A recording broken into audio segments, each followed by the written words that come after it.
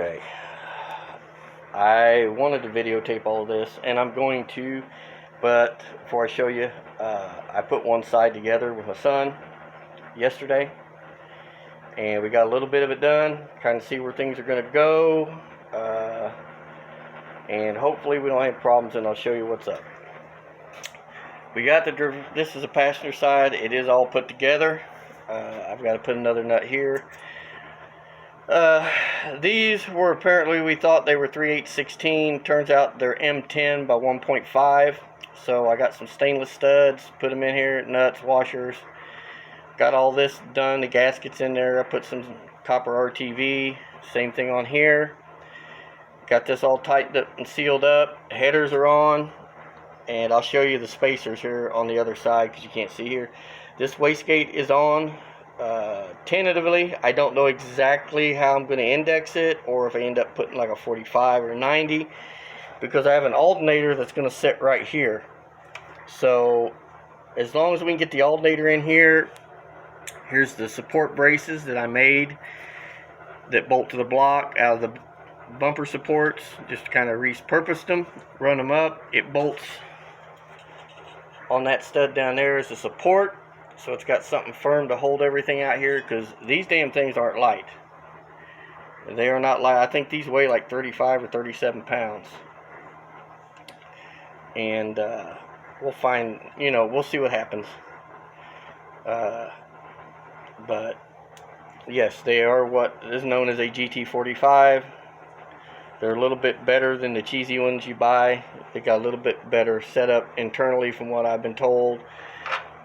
Pretty much all of this stuff is VS Racing, the gates and everything. So we'll see how they work out. Two of these should be more than enough for what's here cubic inch wise. One of them's not enough for 454, but when I get this all done, as far as everybody knows, this is a 468, but I'll actually tell you what the actual cubic inches are when I get ready to. Okay, it's better than 468. It's not a whole bunch more, but it's a little better than that. I started getting a little surface rust. So I have a dehumidifier out here. We put a tarp up back here. I got some concrete tarps. They're like double padded poly tarps for concrete. I hung one back there. I got something over the door behind me. And I put a dehumidifier out here because I come out the other day and there was moisture all over everything. I had the engine all taped up. I looked inside it with a borescope. There's nothing got in the cylinders or anything, so I don't have to worry about that. But we've got some other things that are happening right now that take precedence over this. My wife's mother, her health ain't that great. She's in Illinois. My wife right now has a big moving truck. The oldest boy is with her, and they are bringing the mother-in-law up here to stay with us. There were some issues with the family member where she was. I'm not going to go into it. I don't feel you need to air that stuff out on YouTube, Facebook, or anything else. It's nobody's business. But she's going to come stay with us. So she's here. She'll be safe. We don't have to worry about anything. I'm not her greatest fan, but for my wife, I'll do whatever I need to do. But I will videotape us putting this side together. Here's one of the studs. Now here, if anybody's going to buy these things from CX Racing, I want to show you something. Can you see the problem there? See that stud comes at an angle? They all come at an angle. The only way you can get these in here is you have to put the turbo up here, and I had to use C-clamps to hold it. Thread these through from this side and get them to, and double nut them and push. You have to, 3 of them will go through pretty easy. The third one you've got to, or fourth one you've got to push it through. So, yeah, CX Racing, you guys need to learn to tap this shit straight and not at an angle. These are pretty nice pieces, I will give you that, but you need to tap this shit at an angle, because if you just studs is about a 1/2 inch too long for what you need. But even if you were to cut it back, and the fact that these threads, this thread that's in where it's in the middle, you hear how that's loose? It's not a tight thread. That's why I put studs in it, so I can put a nut on this side, and then I can put a nut on this side, and I can tighten the two against each other and turn the stud and pull it all down tight. If this leaks, we'll figure something else out. If these stainless gaskets I got leak with a little RTV on them, then I will go and just spend the money and buy the copper T4 gaskets that go in here, or they make a multi-layer gasket that evidently is pretty good too, but I'll go to copper. And then in here I trimmed down some 3-inch copper collector gaskets, Cometic copper collector gaskets, and put in here. I had to sand them a little bit to get them a little thinner than what they were, but we put them in there and got this to tighten up tight and seal up. Wastegate on this side will come out about like that one. It clears the valve cover. There's nothing on this side of the engine, so there ain't no issue over here. As far as exhaust goes, I'm probably going to try to come down and 90 it under the turbo. Stay up tight, stay away from the drain line, which will be over here, and it's going to come down, so there shouldn't be an issue with it touching. If I have to, I'll wrap this as well, and I'll heat sleeve the drain line. And I want to bring it back, bring it up, because exhaust is going to come off of here, go straight back in 45 or 90 or whatever I need out the fender. It'll be 3.5, and then I'm going to bump it to 4 when I go out the fender. But I'm going to try to bring it in and tie it back in. I've got to get the exhaust set up. I'm probably just going to use some polished stainless so it looks nice. And then I'll put my O2 sensor in for the Super Sniper. And then, of course, the little radiator up here is to bring water out of here. It'll go through the radiator, which there's 2 rows of 1-inch tubes in there. It'll go down. It's a little 12 by 12. It's actually a heat exchanger for air-to-water intercooler is what it is. And then I'll come out the bottom. I'm going to come over. I don't know if I'm going to use these yet or not, but come in, come out of these two, come up, feed each one of the wastegates cold water. Then I'll come back into this one, which will be plugged on that end, come back into it, and this is basically going to go up and tie into this fitting, which is the top radiator here, which will go back to the radiator that's in the bed. So at this point, the only thing I don't have for the truck is the front tires. And I got some stock S10 rollers on it right now, and I put, those are 235, 75, 15s. There's plenty of room between the turbo and here. If I put a 2-inch spindle on it and drop the front of the truck 2 inches, I'll still have plenty of clearance, which that's still up in the air yet. Once I get the rear end in it with those 4-inch drop springs, if they sag too much, they're going to come out. I'll pull a leaf out of my stock springs, add a leaf to them, whatever I got to do to make it work, and go from there. But yeah, I just started messing around, and it kind of snowballed to where it is now. So these fittings had a pinhole in the bottom of them. I drilled them out to 3/16 or whatever, 3/16 I think I would use, whatever. It's the same size as the dash 4 entry. I think that might be too much feed for the turbo. I don't want it pushing past the seals. I don't know how good the seals are in these damn Chinese turbos. So what I think I'm going to do is I'm going to buy new fittings that come with different sets of orifices that go in here. You put them in with an Allen wrench, and I think I'm going to start at about a 70 thousandths opening and see what it does with it. I don't want to get too crazy. This does have a high volume pump in it. That's why it's got the high capacity oil pan on it. So, but yeah.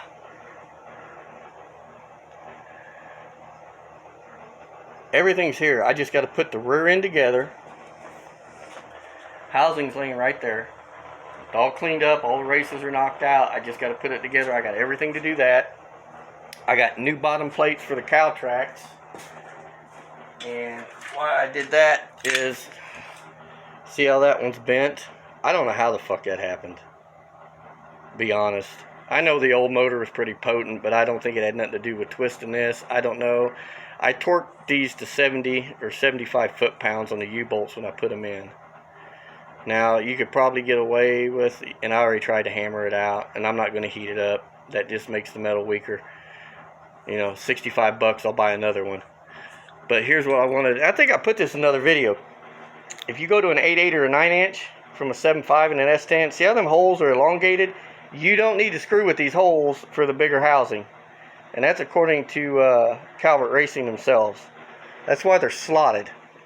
To go from the smaller, what is it, 2.5-inch tube to the 3 1/4 tube. You don't need anything else. So, that one's bunged up. I don't know how that got like that. I know we scraped them a few times right there, pulling it out of the garage with a flat tire. I had to move it a couple times, but dummy me, I couldn't get the air hose to the damn truck to air the tires up. But I'm just gonna buy 2 new ones. I've already got the part number from them when I talked to them. And Son might have already ordered them, I don't know.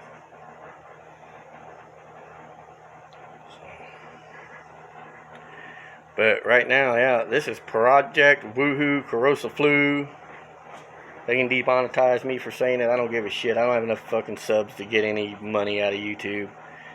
I just do this to share information with anybody else that wants to do this to a little S10 truck.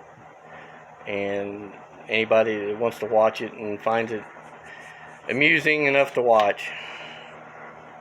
But we're getting there. We're getting there. You know, I'm not building this to go run with Street Outlaws or nothing. I'm building this to take it out, blow the tires off of it, get after it, have fun with it, and that's it. This is my stress relief, man. I could sit out here all day, night, put a cot on the floor and work on this truck. I could.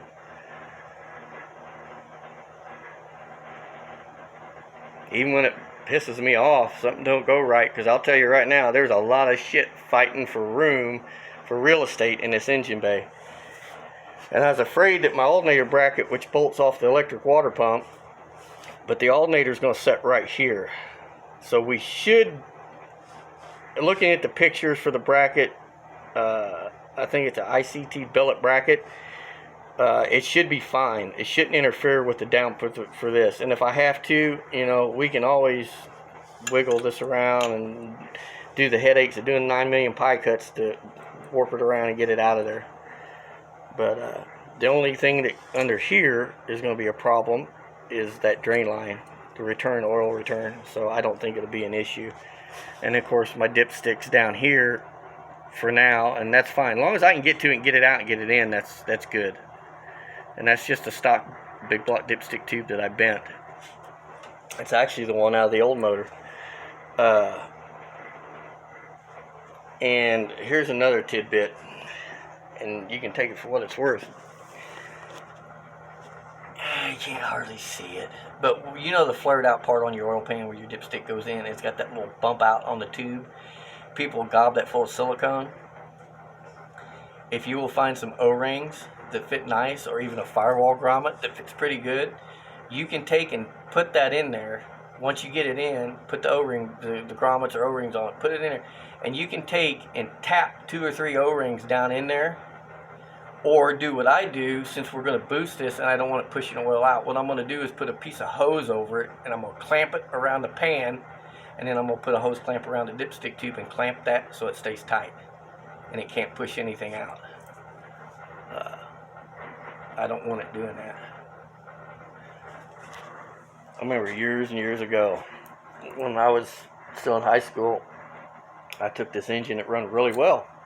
I pulled this small block Chevy, I pulled the heads off of it, and I put a set of fresh double humps on it. Well, you know what happens when you put fresh heads on the motor, it's got 80 miles on the rings, you instant unseats the rings.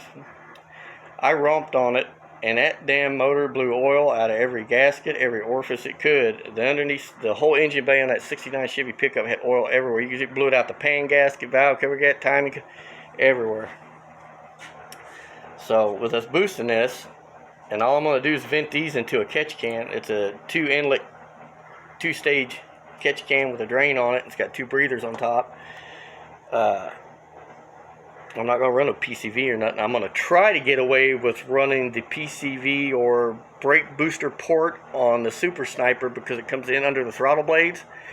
I've heard of guys getting away with using that to run the vacuum line and use it for their blow-off valves. I'm going to try. If not, I'll get me a 1-inch plate. I'll drill and tap it and put 2 ports in it, run out. Because I'm going to run both blow-off valves. For now. If I don't need it, then we'll fix that. But I've already got a tube that I bought. It's got 2 of things already welded in to go right in here. So that thing sucked. You couldn't hardly get the nut started. I had to squeeze it with a pair of needle nose and then sit there and get the nut started and tighten it down. So VS Racing, you need just a little bit longer bolt, dude. And you give me about 4 more threads and it'd be nice. And then I gotta get some plugs so I can plug all the top ports. I'm missing one for the other wastegate. I don't know what happened to it. But from what I understand, I need to use this bottom port, and I'm just gonna run gate pressure from here to here. Put the fitting in. I'll probably have to change this from a dash 4 fitting that I drilled and tapped it and put the fitting in there to just an elbow with a 1/4-inch steel.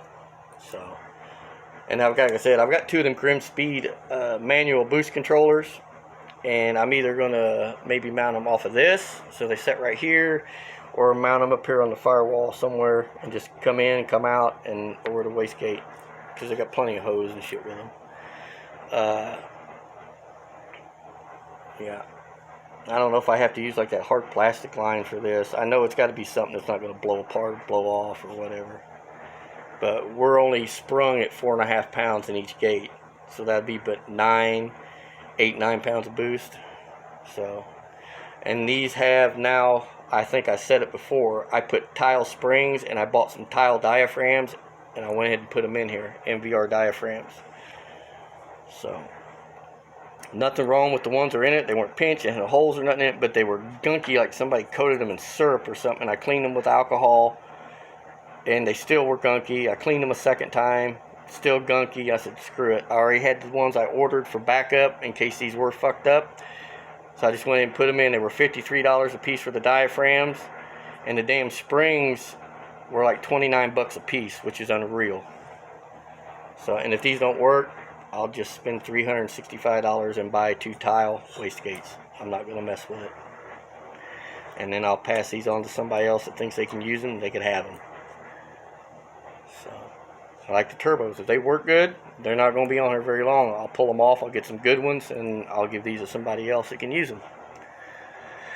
So, we got the headers wrapped. Now, for the spacer, I wanted to show you that. There is my 3/4 inch coated billet header spacer, and that is a header spacer. They use these on high performance boats so they can space the wet headers out, because when you have a badass motor in a boat, you have badass valve trains, stud girdles, roller rockers, and you have to have a valve cover that will clear all that crap.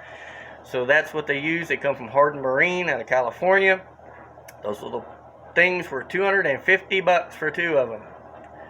And what I've got is a 2.5 inch stainless stud. It's got an Allen socket in the end of it. I put anti-seize, run them in, just snug them. Copper gasket with a little RTV on it, copper RTV. It's this spacer, another gasket with RTV, then the header, which is a 3/8 flange. I put flat washer stainless nut that has a serrated bottom, so it's supposed to lock, and I torqued them all down. 2 of them on this side you had to get to with an opening wrench. All of them protruded through. I didn't have to like start a stud or like a nut wouldn't fit. All of them fit on both sides. So kudos to CX Racing on clearancing the tubes enough where you can actually do something, and the damn bolt hole's not right up against the damn tube. We've all dealt with that, and it sucks. I am not the best at wrapping headers, and I probably should have wrapped it all the way to here, but I didn't. I just wrapped it to right here. They're all wrapped. I overlapped it, half overlap on all of it. I've got probably 3/8 of an inch or a little more clearance. I'm still going to take and probably cut that bracket, take that section out, which is about 1 inch wide, and move it back and re-weld it. And I've got a new Willwood proportioning valve and bracket if I need to bracket, if I have to move it. I know I'm already going to have to move the line lock, take this plate off and move it and redo some brake lines, because like this brake line right here is actually touching the header right there. But I've got a whole bunch of copper line My son's brought home from O'Reilly's a whole bunch of shit. Some of it they just throw away. And I'll see what I can use and make everything work. And then put some kind of support here. I've got some little piddly strut that I was going to use, but I think what I'm going to do is just make something different. Put here out of aluminum to hold that. Something just to kind of shield the heat. I may take it completely off and add a piece to the bottom just under the master cylinder part right here to shroud it a little bit too, but it should be fine. I mean, there's about 4 inches of clearance there, so plus that header being wrapped. Like I said, it's overlapped about halfway. So, and that sucked. I hate wrapping that shit. You can try to make it look good all you want, but you know, my point was, why wrap it to here? You got a ton of heat right here. That little bit ain't gonna matter. But you know, and it might come down to it. I might do like Buddy, you know, those blankets that go over this, which that's gonna get. He took one and modified it, and he covered up this whole area right here. He's got one wrapped around it with metal ties holding it. Function over looks. When he gets to this shit, you want to get the heat away from it. And another reason I wrapped it is because I don't have a lot of space between the valve cover. There's probably a 1/2 inch on this one, probably a 1/2 inch on this one, but the V-bands are only like maybe it looks like it's touching, but it's not. About 3/16 of an inch away from the headers.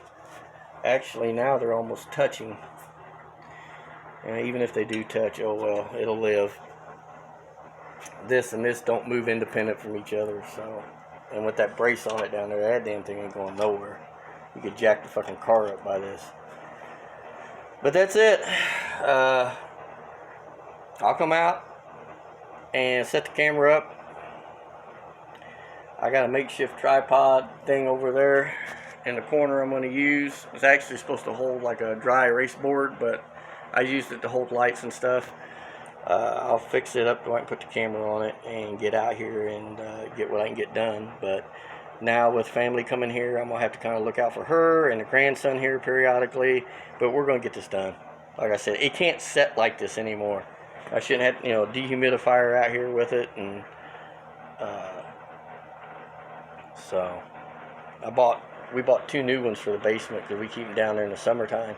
So I just brought one of the old ones, blew it all out and brought it out here, and it seems to be working.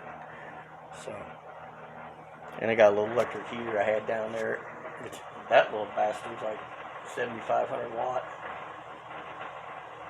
and it keeps it pretty warm. It keeps it about 45 degrees in here when it's really cold. So, but like today, it's raining again. Thunderstorms off and on here in eastern Kansas. So everybody stay safe and keep your hands washed.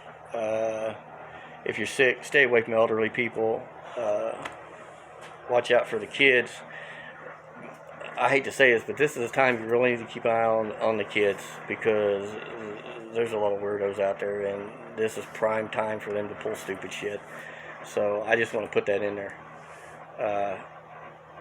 And put videos up, make stuff, you know. This is the time to do all that honeydew stuff, fix stuff around your house, the creaky door, the window, whatever, you know. Cover up like you're going out in a storm in the snow, and go to Home Depot and get you some stuff and come home and work on stuff, you know. You can sit at home and order parts all day long and work on your cars if you have the money. If you don't have the money, then, you know, watch what we do. Hate being helpless in times like this. But I just thought I'd share that with everybody. We'll get through this shit. We're Americans. We're badass. Stand tall, stand strong. Everybody take care, and God bless.